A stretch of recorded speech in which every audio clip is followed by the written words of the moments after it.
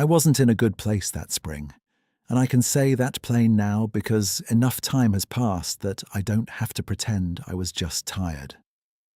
I was 43, running a county grader on roads that never stayed fixed for long, and I had come back to my dad's timber place after my younger brother, Kyle, rolled his pickup into the creek in March melt and never came home.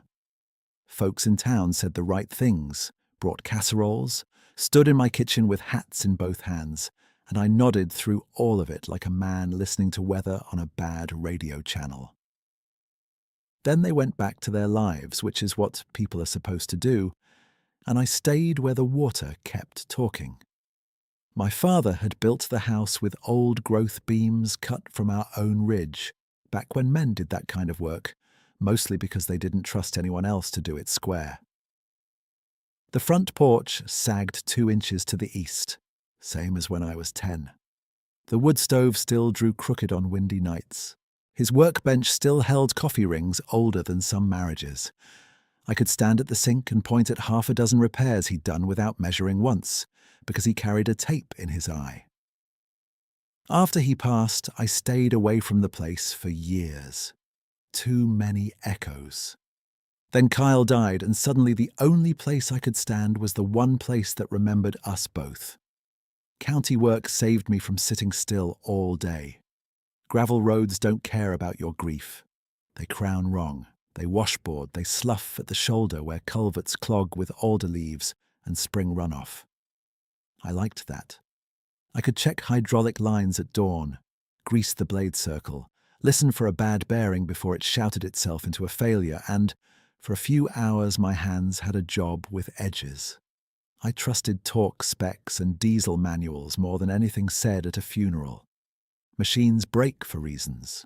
Water rises for reasons. Mud pulls because it has weight and slope and no mercy in it. If I stayed inside those rules, I could keep breathing. The problem was nights.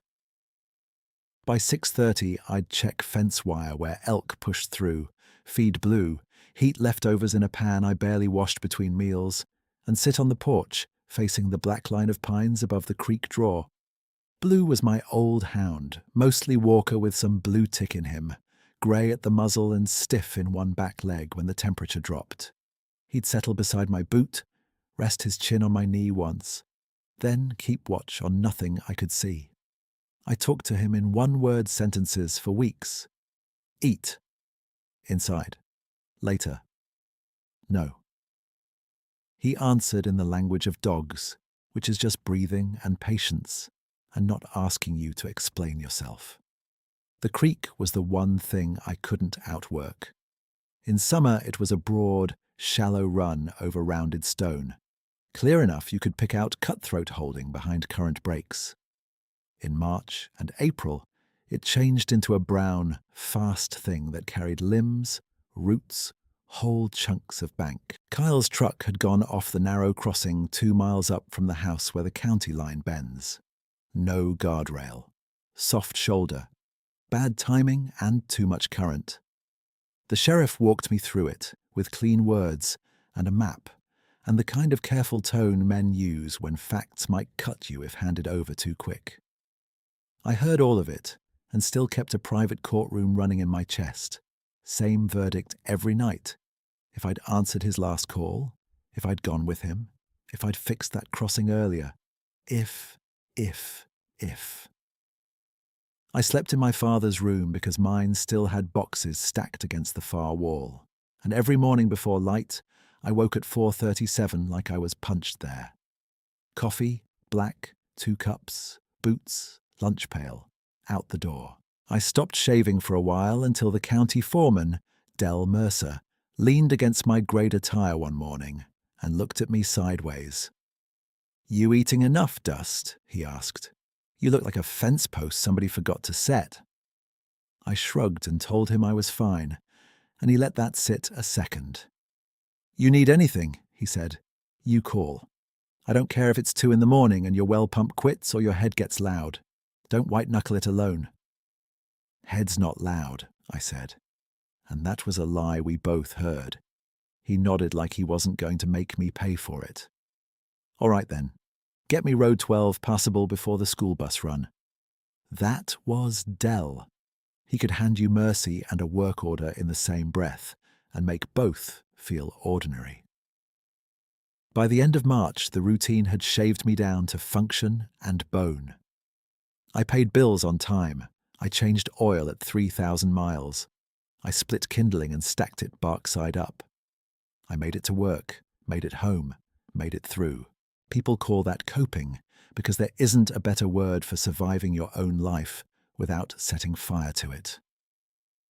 But there were stretches, especially after sunset, when I stood at the porch rail and felt like I was looking at a place where my name no longer fit. I knew every tree and rock out there, knew where the old fence turned, where the deer bedded, where fox crossed near the lower meadow. None of it felt like mine. It felt like borrowed ground with my boots on it. When April warmed, the snowpack started draining hard off the north slope. Mud season arrived right on schedule, thick and clingy, the kind that steals a boot if you step wrong. I graded all day in mist and drizzle, came home with wet cuffs and shoulders tight as cable, and did my checks by habit. Culvert at the lane mouth clear, gate latched, propane gauge above a quarter, blue fed, porch light working. The last check was always the same, and I never admitted why I did it. I'd walk to the rail and look toward the creek crossing trail. Not to go there, just to confirm I still wasn't going. There's a difference between cowardice and injury, but from inside it feels similar. One evening the rain stopped near dusk, and the whole property went quiet in that held breath way you get before night birds start up. I stood there with my coffee mug gone cold and told myself, in present tense because that's how my mind cornered me, I am not a man who falls apart on a porch. I am not afraid of water. I am not waiting for forgiveness from somebody who can't answer. I told myself this couldn't keep going. This one-lane life where every thought returned to that creek as if the current had a hook in me. I wanted to run from the place and stay in town in some rented duplex where no trees leaned over my roof. I wanted, at the same time, to root down so hard nothing could move me again. Both were true. Neither helped. Blue rose slow from his spot and leaned against my leg until I set the mug down and scratched his neck. You and me, buddy, I said. Two old men and a bad attitude. He gave me that long look dogs have, half pity and half professional concern, then huffed like I'd missed an obvious point. I laughed once, sharp and short. It surprised me. If anybody had seen me then, talking to a hound like he was payroll, they'd have figured grief had finally cooked my wiring. They wouldn't have been completely wrong. Saturday came with a low ceiling of clouds and a wind out of the west that smelled like wet bark and thawed earth. I spent most of the day resetting a stretch of fence near the upper meadow where frost heave had kicked posts crooked. Blue followed, inspected each hole, and looked offended every time I told him to move his paws. Mid-afternoon. I heard the creek loud even from that distance, a steady, hard rush under everything else. I froze with the post driver in my hands and waited for panic to hit. It didn't.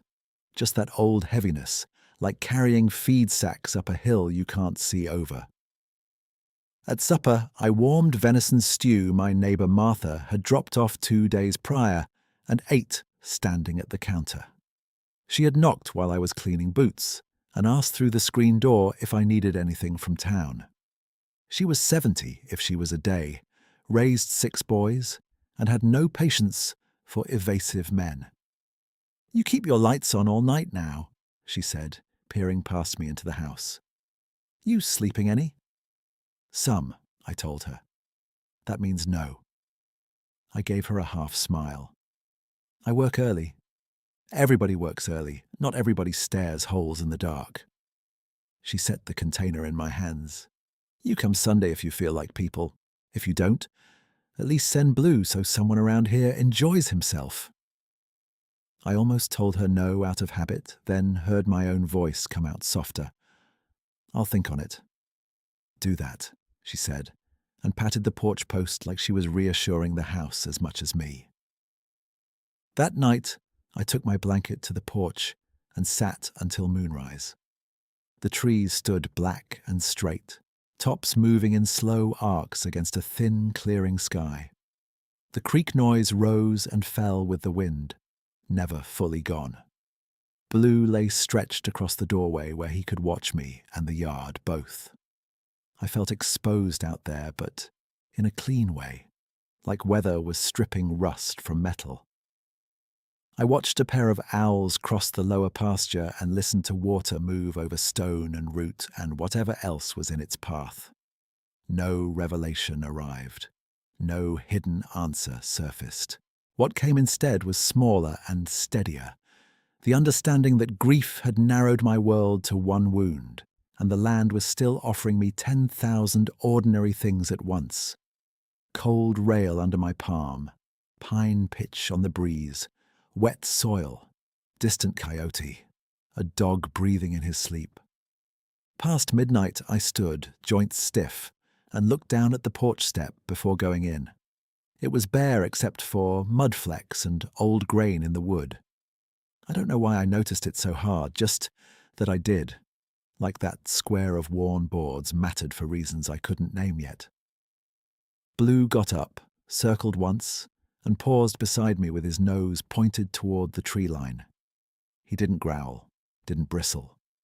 He just stood there quiet, alert, respectful almost, and then he sat and leaned lightly against my boot as if to say, "We could go inside now."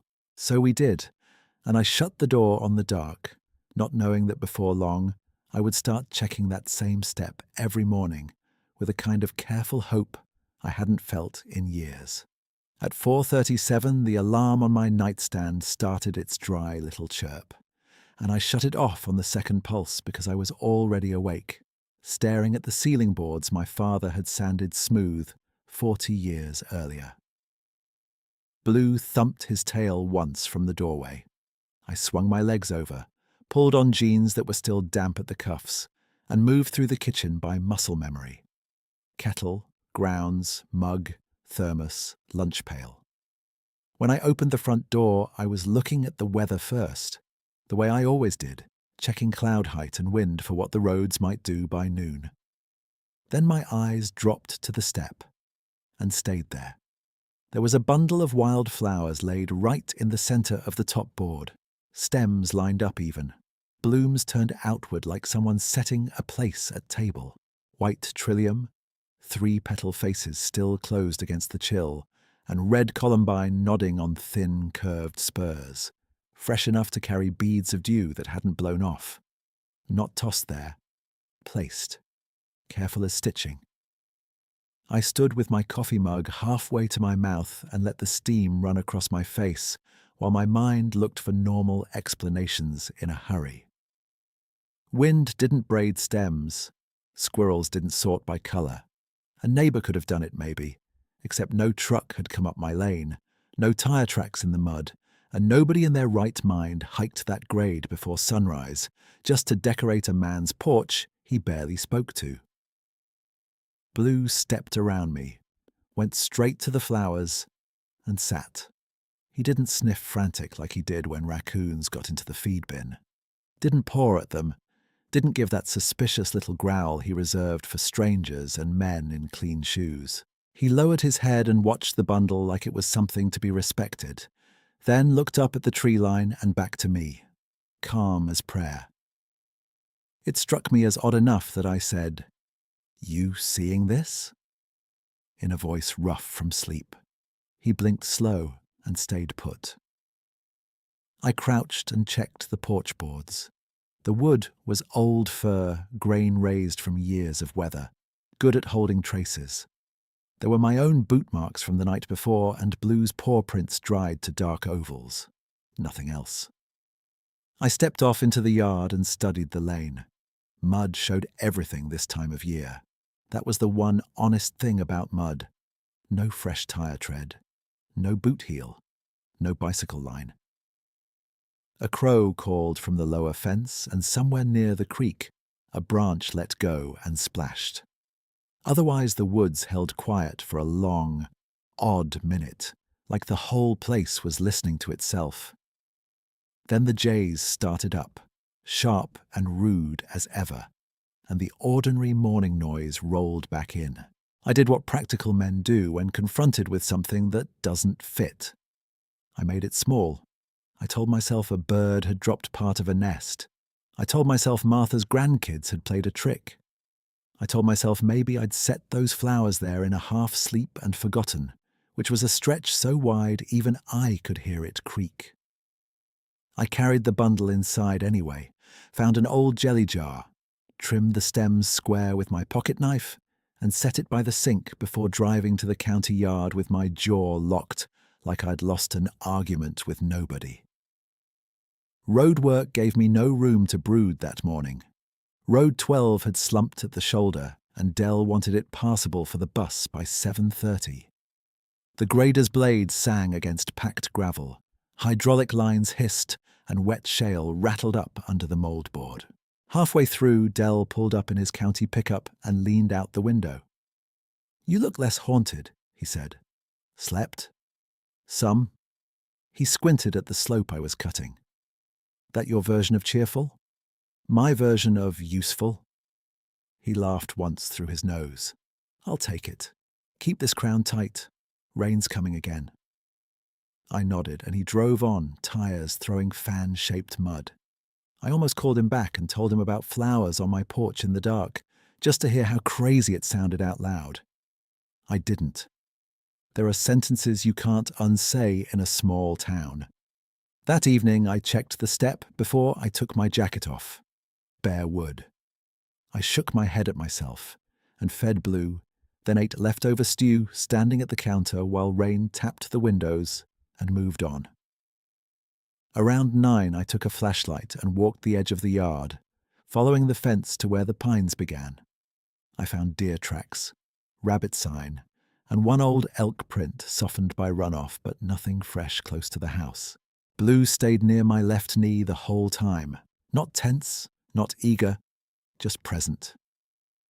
At the tree line he sat again, nose lifted, and watched between two big fir trunks like he recognized someone on a distant porch. I shined the beam where he looked. Needles, wet bark, a curtain of alder. Empty. I felt foolish enough to mutter, "All right then," to nobody, and went back in. The next morning, same alarm, same kettle, same stiff shoulder. I opened the door and found another bundle on the step, this one mostly bluebells, with a few yellow violets tucked in, tied loosely with a strip of grass. Fresh cut, stems aligned, no bruised petals. My chest tightened in a way I couldn't name. Blue walked out, sat at the same spot, and gave one wag that started at the tip of his tail and went no farther, like he was acknowledging a neighbor at church.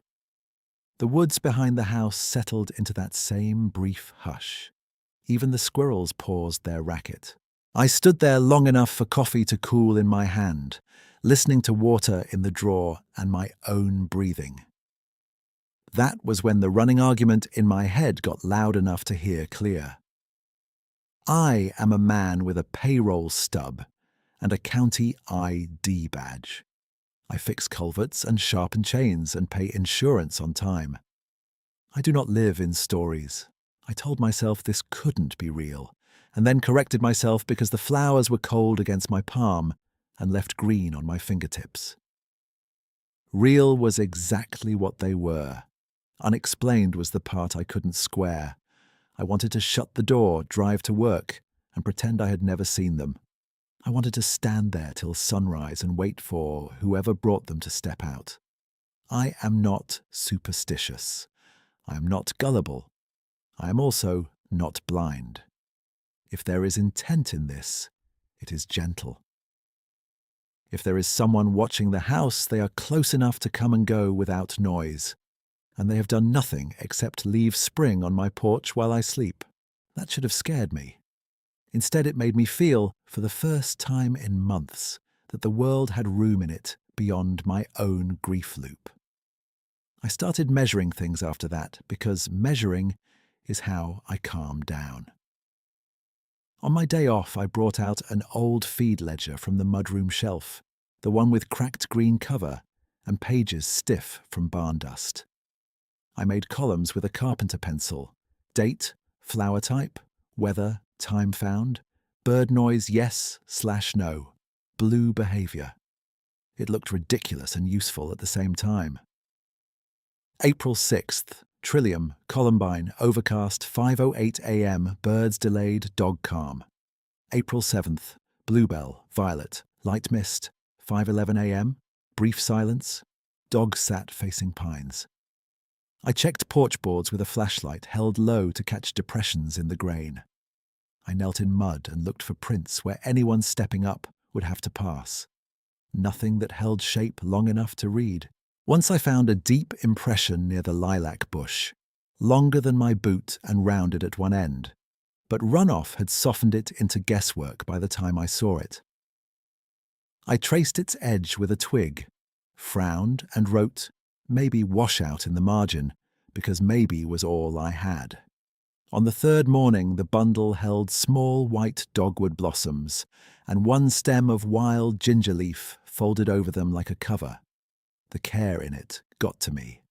Whoever, whatever had done that knew plants, knew timing, knew how to cut with a clean angle and carry without crushing. Blue did his now familiar ritual: approach, sit, look to trees, then back to me. I picked up the flowers and, without planning to, said, "Thank you." Just that. Into damp dawn, into alder and fir and creek noise. I heard my own voice and almost laughed. "Good work, Dustin," I said to myself. "You're thanking air now." Blue gave me a side eye that suggested he had concerns about my decline. I laughed again, softer this time, and went inside to find another jar. At work, the roads were a mess of thaw ruts and soft shoulders, so I had reasons to keep my mind occupied. Still, I caught myself scanning tree lines when I parked for lunch, listening for that pocket of quiet before bird chatter resumed. Near noon, I ran into Martha at the fuel co-op. She was loading salt blocks into the back of her pickup while chewing a peppermint like it owed her money. "You coming Sunday? Or are you and that dog still hiding from decent company?" she asked. "Maybe," I said. "Depends on washouts." She snorted. "Washouts are every spring. I asked about your manners." I leaned on a pallet jack and tried a smile. "Manners are under repair." She looked at me longer than comfortable, then nodded once. "Repair takes what it takes. Eat something green once in a while." "Working on it." "Liar. Bring Blue if nothing else." "Maybe." She drove off, and I stood there with diesel on my gloves and almost told her about the flowers too. I pictured her face, half concern and half practical troubleshooting, and kept quiet. Not out of fear she'd mock me. Martha wasn't built that way. I kept quiet because saying it out loud to another person would demand an answer, and I had none. By the end of that week, I knew the pattern better than I knew my own appetite. The bundles came before dawn, always before my alarm. The stillness rolled over the property for less than 2 minutes, like a pause between breaths. Then the regular world came back. Jays arguing, crows announcing themselves, chickadees stitching the morning together. Blue responded with that same steady composure each time. No hackles raised, no warning bark, only attention and a kind of patient regard toward the pines above the lower pasture. The creek kept rushing high from meltwater, brown and pushy, carrying sticks and foam and old leaves downstream. My chest still tightened when I heard it, but now, just sometimes, the sound no longer filled the whole field of my mind. There was room for another thing beside it. Saturday afternoon, I took the ledger to the porch and read my own notes like they belonged to somebody else. Neat columns, short observations, no conclusions. The wind smelled of wet cedar and warming earth. Blue sprawled at my feet, snoring through one nostril. I looked at the tree line and said under my breath, "I don't know what this is, but I'm paying attention." It felt less like a declaration and more like admitting weather. I started changing my routine in small ways that made no sense unless you believed I expected company I would never see directly. I swept the porch each evening, not from tidiness, but to clear a clean surface for traces. I set my boots inside instead of by the door, so I'd know every mark left overnight was not mine. I fixed the loose bulb over the step for the first time in months, then unscrewed it halfway again after one bright night because I didn't want glare flooding the boards. I began waking 5 minutes early and standing in the dark kitchen with my hand on the doorknob, listening for that brief hush before dawn. Once, waiting there, I caught myself feeling something close to anticipation and had to sit down. Grief hadn't left. It still sat with me at supper, still climbed in bed and woke me before light. I still avoided the crossing trail where Kyle went into the water. I still heard that private courtroom in my chest on bad nights. But curiosity had pushed a chair up to the same table. It asked practical questions. It made me notice details.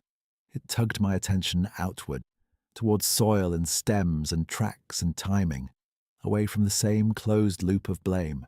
For 10, sometimes 15 minutes each morning, I was not a man replaying one loss. I was a man observing his own porch like it mattered. On Sunday, just before sunset, I found no flowers on the step and felt a quick drop in my stomach I didn't expect. I told myself not to be ridiculous and went to fill Blue's water. As I came back through the mudroom, he lifted his head toward the door and gave one low, pleased sound, almost a hum. I opened it. A fresh bundle lay centered on the board. This one all columbine, deep red and gold, stems wrapped in a broad leaf to keep them moist. No tracks, no broken branch, no snapped twig at the edge of yard. Just careful flowers and the quiet weight of being noticed by something that moved through my woods with more patience than I had shown myself in 2 years. I set that bundle in a jar and carried it to the table where my father used to do accounts. Then I opened the ledger, wrote the date, and added one new line under observations. Thanked unknown source. Felt less alone. I stared at those words a long while, then closed the book and sat with Blue on the porch until dark, both of us facing the pines as if we were waiting on a friend who preferred to arrive when nobody looked directly at him. We sat there until the porch boards went cold through my jeans, and the tree line turned from green-black to one flat wall of night. Blue finally stood, stretched one stiff back leg, and looked over his shoulder at the door like he was clocking out. I followed him in, checked the lock by habit, and set the flower jar in the sink where moonlight could catch the red and gold petals.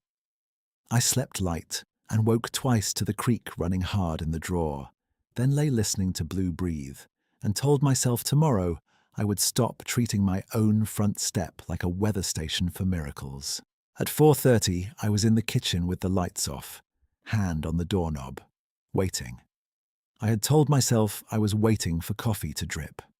I had told myself I was just checking the wind before work.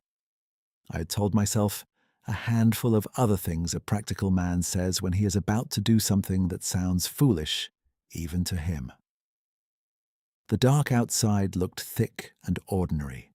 Then, without warning, the whole yard settled into that now familiar pause. No jay chatter, no squirrel skitter on bark. Even the creek seemed to flatten for a second, as if distance itself had been muffled. Blue lifted his head from the rug, but didn't bark. He stood, came to my leg, and leaned against it. I eased the door open an inch, then 2, then wide enough to see the porch step and the edge of the alder stand past the lilac bush. At first I saw nothing except wet boards and the paling shape of dawn behind the pines. Then movement took form where shadow should have stayed shadow. Something very large knelt beside my step. He was half screened by alder stems and the porch post, dark fur matted slightly at the shoulders from mist, back broad enough to hide most of the lower rail.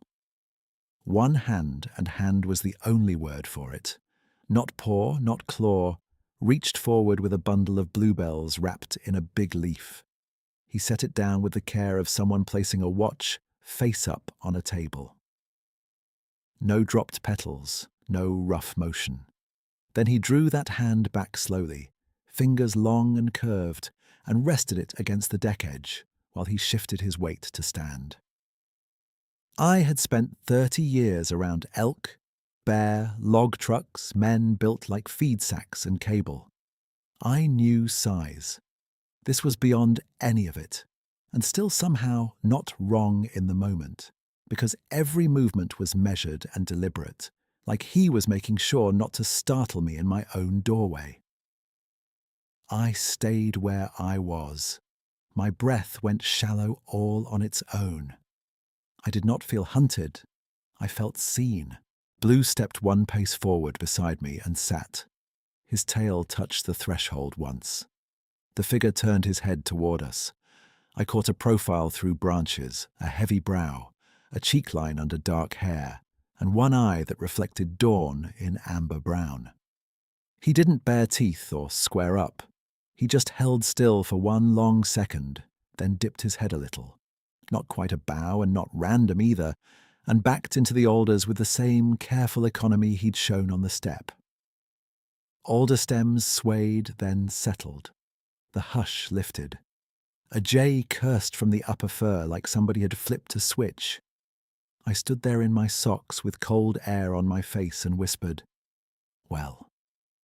Blue looked up at me like he had filed this under expected developments. If anyone had been filming me then, they'd have had a fine clip of a county grader operator opening his mouth 3 different times and producing no words at all, which is not the dignified response you hope for at a turning point in your life.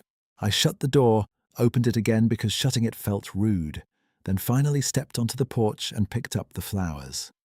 They were fresh cut, stems damp, wrapped tight so wind wouldn't dry them. In the mud by the lilac were impressions deeper than any boot print, wide and long with toe marks softened by seep water, but still there, enough to make my pulse jump. I touched one edge with 2 fingers. The mud held cool and gritty against my skin. Real mud, real weight. I went to work late. I called Dell from the truck and told him I had a fuel line hiccup. He grunted and said, "Get here safe. Road 8's got a washboard that could rattle fillings loose." I drove with both hands on the wheel and saw that kneeling shape every time I blinked. At lunch, I sat on the grader step, thermos in one hand, and ran the same argument until it wore grooves. I told myself this couldn't be real, because men my age with county pensions and bad shoulders did not watch 8-foot woods figures hand-deliver flowers before dawn. I told myself, maybe I had dreamed it, standing up. I told myself exhaustion and grief were making pictures. Then I remembered the mud impressions by the lilac, the wrapped stems in my sink, the way Blue had sat calm enough to nap through the whole thing.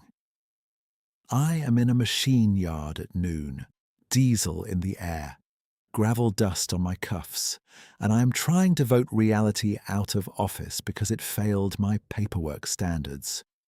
The trouble is, reality does not wait for my permission. It keeps showing up at my door with Columbine. By the time shift ended, my disbelief had changed shape. It hadn't vanished. It had softened at the edges and made room for observation. That evening, I walked the yard slow, not searching like a man afraid, more like a man learning a new boundary line. Near the lower pasture, I found where 2 saplings had been bent aside to make a clean passage through brush. Bent, not snapped. At the creek bank below that, stones the size of feed buckets had been shifted from the current and set in a stagger that would hold a boot better than slick shale. I squatted there a long time. Nobody in town had reason to do that on my property. No skid marks, no drag marks from tools. Just placement, one piece at a time in the exact line I would choose if I wanted to cross without slipping. Blue splashed at the edge, drank, then looked upstream. His ears were forward but relaxed.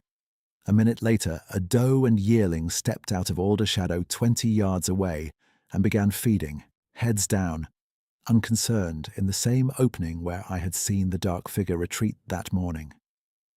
Deer do not graze easy where they smell threat. They move through sedge like it was an ordinary evening. I whispered, "All right, I hear you." 2 days passed with rain on and off. Flowers came each dawn. I kept notes. I also did the ridiculous things skepticism demands. I raked a smooth strip of mud beside the step before bed.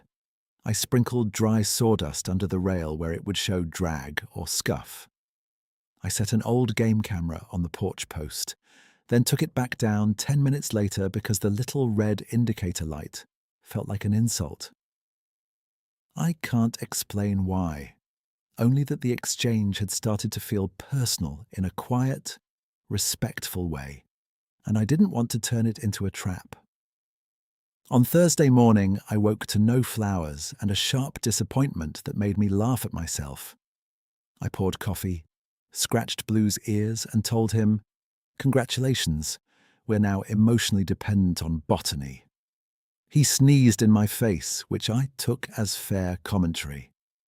By the time I got home that evening, a bundle waited on the step anyway, wrapped this time in broad fern and tucked tight against the porch post out of wind. I picked it up and noticed the stems were still wet. Whoever brought them had thought ahead. That night, I cleaned out an old mason jar, filled it with fresh well water, and set it on the porch rail. Beside it, I placed a folded square of weatherproof canvas from my truck kit, clean and dry. I felt halfway foolish and halfway formal, like leaving a dish at a neighbor's door after they brought soup. "Trade offer," I said to the dark pines. "Water and cloth." Blue sat down next to me and watched the trees with that same respectful patience. The next dawn, I opened the door and stopped short. A bundle of trillium lay centered on the step, stems wrapped in my canvas square, now damp at one corner where someone had dipped it in the jar and folded it back around the flowers to keep them from drying. The mason jar sat empty but upright, exactly where I had left it. My throat tightened so fast I had to set my mug down. There are moments when the mind quits wrestling and simply knows. Not knows all of it, not knows the how or why, but knows enough to stop pretending. He had understood the gift and answered it in kind. He had not taken the cloth. He had used it and returned it. Deliberate, careful, reciprocal. I picked up the flowers and held the damp canvas in both hands like it was something fragile. Blue touched his nose to the fold, then looked toward the pines and gave that one slow wag again. That evening, after shift, I followed the creek farther than I had in 2 years. Not up to the old crossing yet, but close enough to hear the hard center current and not turn back immediately. In a side channel near the bend, I found fresh work. More stones moved into a stepping line where the bank had sloughed, and 2 deadfall limbs wedged as a handhold against the cottonwood root. It was no random jumble. It was a path being made passable, one placement at a time. For me. For whoever needed it. For both, maybe. I stood with creek spray on my jacket and felt the old panic rise, then ease, then rise again. Grief still had its hooks, but there was another hand at my back now, steady and patient, not pushing, just making room. I looked across the water into dark timber and spoke plain. "I'm trying," I said. "I don't know your rules, but I'm trying." No answer came in words. A branch tip moved once high in the firs.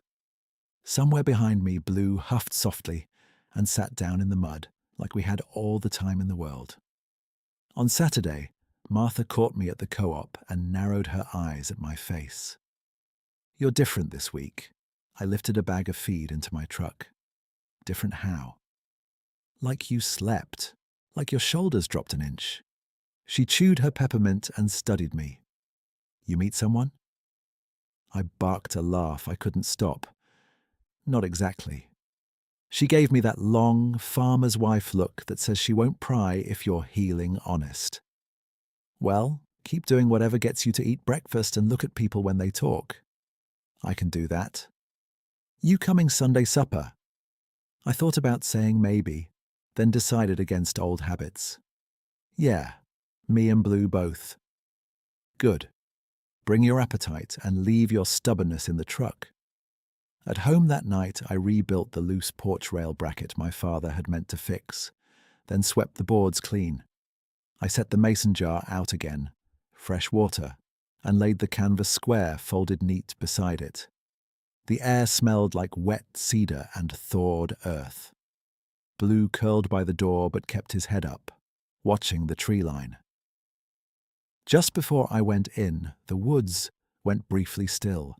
That same held breath I had come to recognize. My skin prickled, not with fear, with awareness. I didn't step forward this time. I didn't try to catch him in the act. I rested my hand on the doorframe and looked toward the pines. Good night, I said quietly.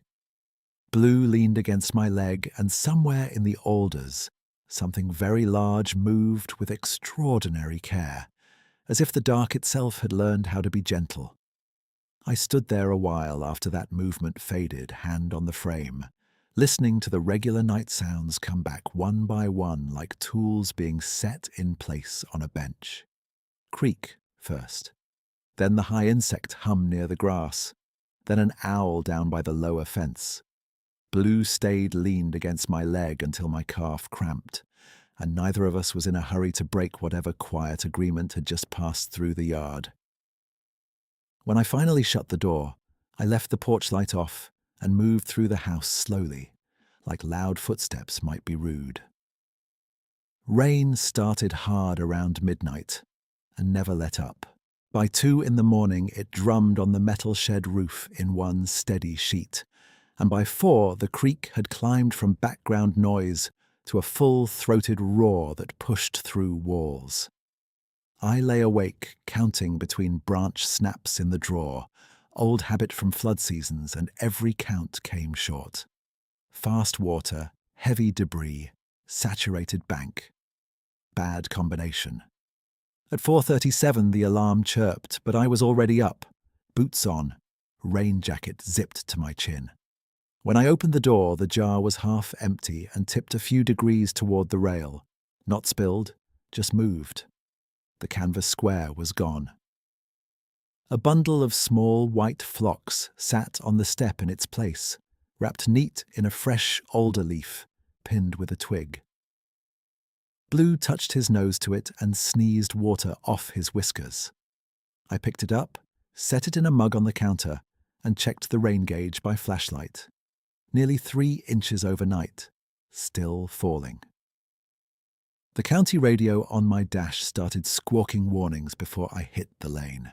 Dell met me at the yard under the awning, hood up, clipboard soaked through. Road 6 culvert blue, 12's shoulder is sloughing. Sheriff wants barriers by the creek bend. You up for a long one? Yeah. He scanned my face once, then nodded. Good. And Dustin? Yeah? Don't go near that upper crossing today. Nobody does heroes in floodwater. I know, I said and meant it. Knowing and obeying are cousins, not twins, but I meant it. We worked until dark with wipers on high and mud, climbing the grader tires in thick ropes.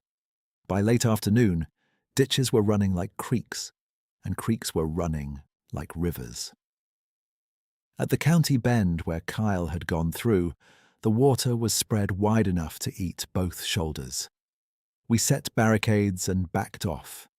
I kept my eyes on the stakes, on the mud depth, on anything with numbers, because grief and floodwater are a bad mix, and I had learned that lesson the expensive way. By the time I got home, my hands shook from fatigue and cold. The porch step was bare except for one crushed violet petal stuck to the wet board, bright as paint against grey wood. I stood in rain and stared at that petal too long. Then I looked down toward the old foot trail that led to the hillside, where Kyle's cedar marker sat among salal and sword fern. I had not gone there in 2 years, not once. I told people the bank was unstable and the crossing was bad, and both were true. Another truth was uglier. I could not stand at his marker without hearing that private courtroom start up again. I took a flashlight and went anyway, rain slapping my jacket sleeves, blue at my heel. The trail had turned to slurry in spots, but muscle memory carried me to the creek edge. The narrow foot crossing, 2 logs, and rock cribbing my dad had set decades earlier was gone. Not damaged, gone. One log lodged 50 yards downstream against a cottonwood root. The other vanished entirely. Where the approach used to be, water chewed straight at the bank with a brown force that looked almost mechanical. I stepped back from the edge and felt my chest clamp shut so fast I bent at the waist. Not again, I thought. Not this path too. Blue pressed against my thigh and whined once. Low, uncertain. I put a hand on his neck and forced my breath to slow. There was nothing to do in that dark and rain except go home alive, so I did. I changed clothes, toweled Blue dry, and sat at the kitchen table with both palms flat on wood while the creek kept shouting outside. I told myself I was just tired. I told myself I would check in daylight. I told myself practical things and believed none of them enough to sleep. At first light, the storm broke into mist. The sky was low and colourless, that washed out silver you get after a night that takes most of the weather with it. I drank coffee standing up and did not look at the porch step until Blue nudged my knee toward the door. When I opened it, a cluster of bluebells lay centred on the top board, and one stem crossed the others like a little marker line. For the first time, the arrangement looked less like a gift and more like direction. "All right," I said. My voice came out steady. "Show me." Blue trotted down the path ahead of me with an old dog's careful gait, pausing where mud was slick, looking back to make sure I followed. The woods smelled of split alder, wet cedar bark, and cold silt. Branches dripped in a slow metronome. At the creek edge, I stopped so hard Blue bumped my boot. A bridge stood where there had been nothing 12 hours earlier. Not a pretty bridge, not Carpenter Square. Better than that for what it needed to be. 3 heavy deadfall logs, each thicker than a fence post and longer than my truck bed, were laid across the narrowest safe span at an angle that took current on their sides instead of full face. Beneath them, broad stones had been wedged in pairs to brace the load. Smaller limbs had been locked crosswise to cut, roll, and give traction. At both ends of the crossing, on flat rock set clear of spray, lay little bundles of wildflowers weighted with smooth pebbles so the water wouldn't take them. Columbine on my side. Trillium on the far bank. I squatted and touched one of the braces. It was tight, no play under pressure. I put a boot on the first log and shifted weight. Solid. Whoever had done it had worked all night in flood conditions and understood current, leverage, and footing, as well as any old timber hand I had known. Better than most. My throat burned. No man in town moved this much wood alone, I said out loud, not to argue anymore, just to mark fact. I started across. Midspan, creek spray hit my face cold enough to sting, and for a second, panic flashed in my chest from muscle memory, from headlines, from march and wreck reports and phone calls never returned. I froze with both boots planted and gripped the side limb hard enough my knuckles ached. I am here, I told myself, present tense and blunt. I am on a bridge built for me. I am not in that truck. I am not in that night. I am crossing now, one step at a time. I wanted to turn around. I wanted to run to the other bank. I wanted both. Then Blue, already across, stood facing me with one paw lifted and that patient look he used when I took too long at the feed shed. I exhaled, shifted weight, and finished the crossing. The trail up to Kyle's marker was overgrown but intact. Fern slapped my jeans. Salal tugged my cuffs. At the top of the rise, the cedar post came into view, weathered grey with his name carved by my own hand in block letters. I had rushed through tears and anger 2 springs back. Someone had cleared the brush around it, not cut, just pressed down and tucked aside so the marker stood in a clean circle of damp needles and moss. At the base sat 3 bluebells and a flat riverstone. My knees went out on me. I dropped to a crouch, then to both knees in the mud, palms on thighs, head down. The sound that came out of me was not dignified. It was rough and open and old, like a hinge breaking loose after rust. I cried there without trying to stop it, shoulders shaking, face wet with creek mist and everything I had been holding shut since March. Blue lay down beside me and put his chin on my boot, steady as weight. "Kyle," I said when I could speak, "I'm sorry I stayed away. I'm sorry I made this place into punishment. You didn't ask for that." Words kept coming, uneven and plain. I told him about road repairs and busted culverts and Martha's stew. I told him Dell still swore at washboard like it was personal.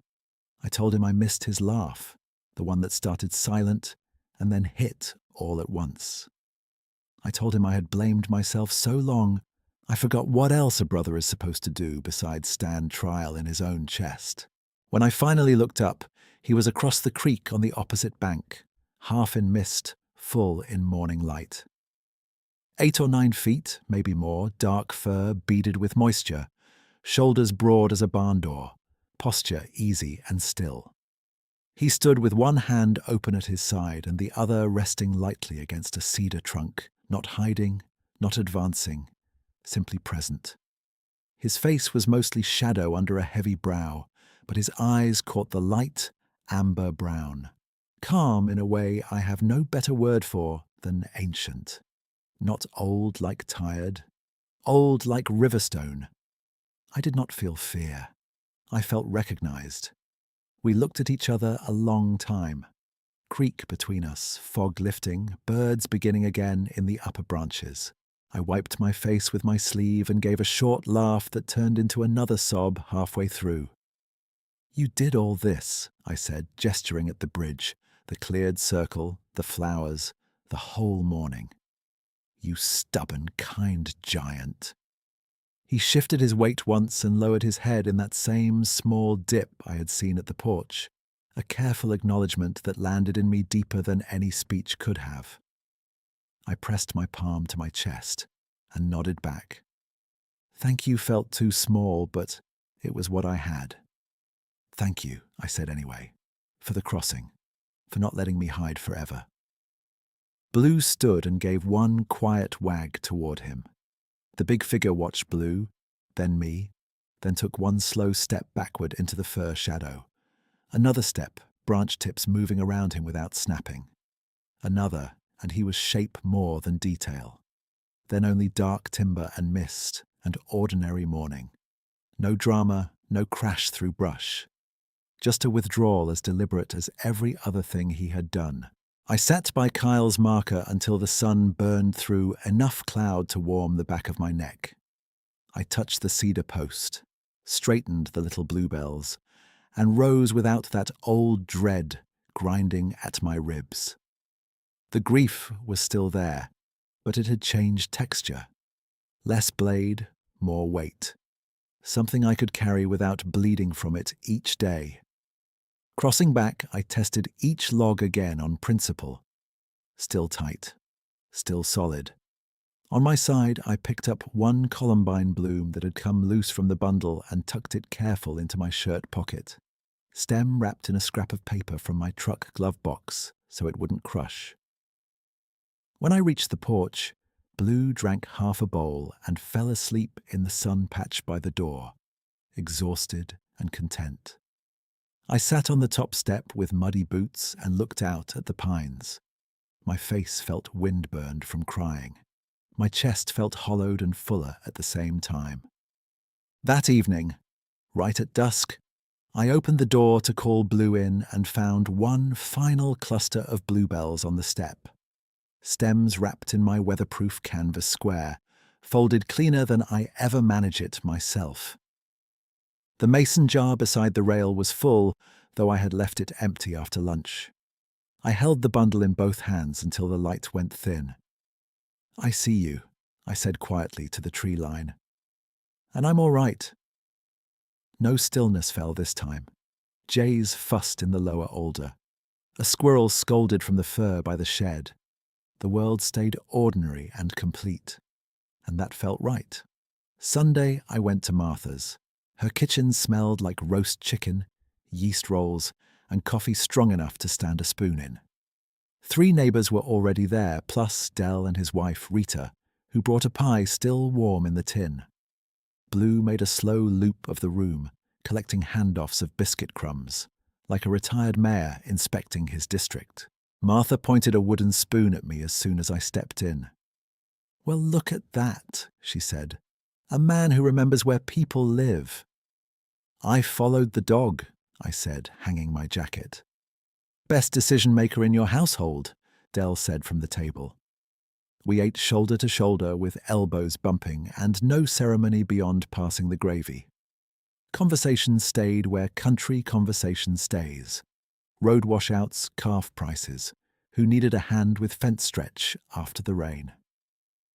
Halfway through, Del glanced at me over his mug. "You seem lighter," he said. "I'm not prying, just saying." Rita nudged him. "That was prying in a work shirt." He shrugged. I said I wasn't. Martha looked straight at me. "He can answer or not." I tore a roll in half, watched steam rise, and chose my words careful. "I went somewhere I hadn't gone in a while, needed to. Finally did." Del held my gaze a beat and nodded like he understood enough. "Good." Martha reached for my plate with no fuss. "Then you're taking another chicken piece because people who do hard things need second helpings." That room, that ordinary clatter of forks and chair legs and mild arguments over pie crust, hit me with a tenderness I hadn't had room for in a long time. Not because anyone there knew what happened at dawn by the creek. They didn't. Because they didn't need to for me to be among them again. I told no one. Not Del, though he asked twice over the next month if I wanted to talk. Not Martha, though she could read weather in my face better than most men read radar. Not the guys at the yard swapping stories by the diesel pump. I kept the truth private for the same reason I keep certain tools wrapped and oiled in the top drawer, not from shame, from respect. Some things are not improved by committee. A week later, I rebuilt the porch proper, not just the loose bracket, pulled warped boards, sistered 2 joists, reset the top step square. Blue supervised from the shade and objected only when I misplaced my hammer, which he found by lying on it. I sanded the new rail smooth and rubbed linseed into the dry grain until the wood drank it deep. At sunset, I set the mason jar back on the rail, filled clear. No canvas this time, just water and a clean board. Before bed, I took the columbine from my pocket wrap, now pressed flat and dry, and slipped it behind my driver's license in my wallet. It fit there like it belonged. The next spring, first warm week of April, I woke before the alarm out of old habit and opened the door. A bundle of trillium and violets sat centered on the step, stems aligned, dew bright on the petals. Blue, stiffer now but still game, came beside me and sat with that same respectful calm.